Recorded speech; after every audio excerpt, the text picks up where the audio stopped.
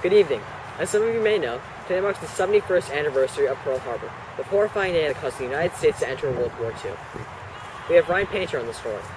I'm here with Colonel Warner, a witness of the events of Pearl Harbor. Tell us, where were you on the day, and how did you survive? Crap, I'm late!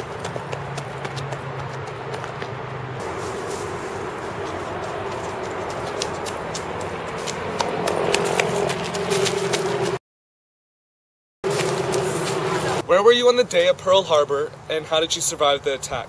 Oh, Pearl Harbor! Now let me tell you something. That day will haunt me for the rest of my life. I was a sailor on the USS Arizona.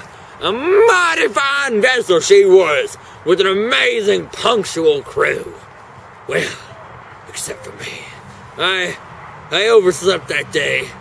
Thank God I did, and I was running way behind. I heard planes flying over, but I thought little of it. Thought it was a training day or something for those pilots. But then I started to hear explosions and gunfire and then black smoke. I was about a block away when I saw a gigantic fireball the size of a 3-story building.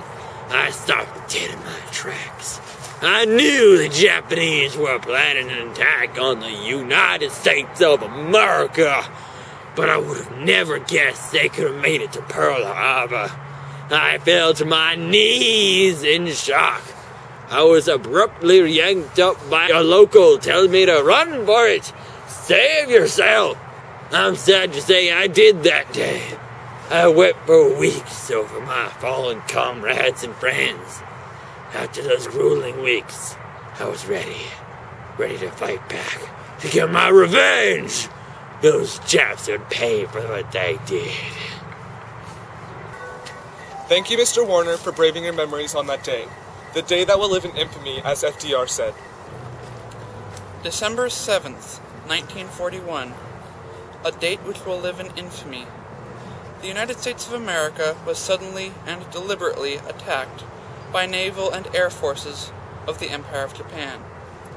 The United States was at peace with that nation and, at the solicitation of Japan, was still in conversation with its government and its emperor, looking toward the maintenance of peace in the Pacific.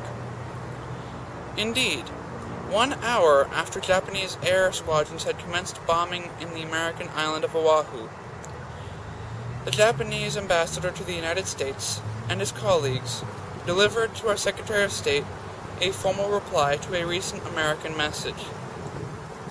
And while this reply stated that it seemed useless to continue the existing diplomatic negotiations, it contained no threat or hint of war or of armed attack.